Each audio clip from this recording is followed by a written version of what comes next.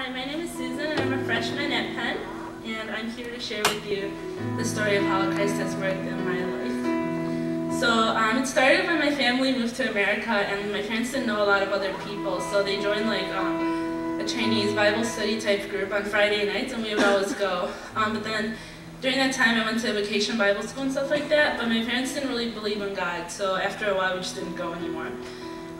And then it wasn't until high school that I started going to church-related events again, and a lot of my closest friends in high school were Christian, so then I would go to like youth groups, and I went to retreat, and I even did like praise night with them.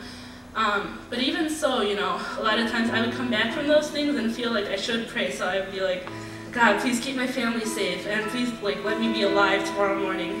But then I would like forget to pray, you know, like after a couple of weeks, just because church wasn't a constant in my life.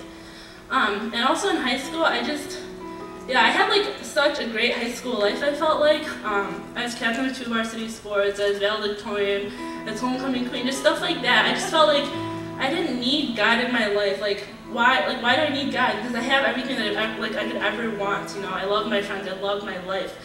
But then even so, at the end of my senior year, my AP physics teacher gave me a Bible. Just as a gift, and then yeah, I thought it was like kind of strange at the time because teachers usually don't give Bibles as gifts. But yeah, so when I was packing for college, I brought it with me. So then over the summer, I had liked a guy.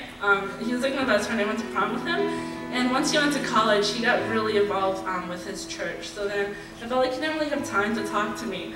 So in order to talk to him, I started reading the Bible that I had brought. So I'd be like, yeah, you know, I was reading Ecclesiastes the other day. Yeah, I told him that. Then he still didn't really have time to talk to me, I felt like. So then I just got really angry, and when he asked me to just try to open up and go to church, I just said no, because I didn't want to. But then even though I said no, it just like, it made me curious. So then one day I was Facebook stalking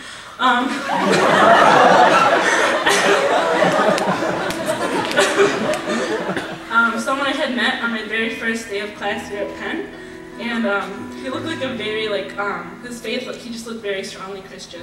So then I looked at his little boxes, the little Facebook boxes where it says groups, and there's a group called GCC, and I was like, oh, what is this? So I clicked on it, and yeah, so it was St. Grace Covenant Church, and going back to my friend that I had been mad at, I was like, yeah, so there's this church here called GCC, and then he was like, oh, really, GCC? Because he actually goes to HMCC at Northwestern, which at the time had been a sister church of GCC.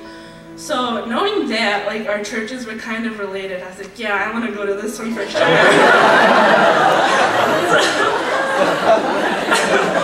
So I Facebook messaged the guy that I was stalking, and then, yeah, so I just asked him to bring me. Yeah, then that Sunday, after Pastor Barry gave his sermon, we just had like 10 minutes to pray like we do at every service. And while we were praying, like, I don't know why, like I didn't even really know how to pray, but then I just remembered back to like the beginning of my life and like my high school years where like there have been so many times I feel like God was just like, he just appeared and I would just kind of forget about him.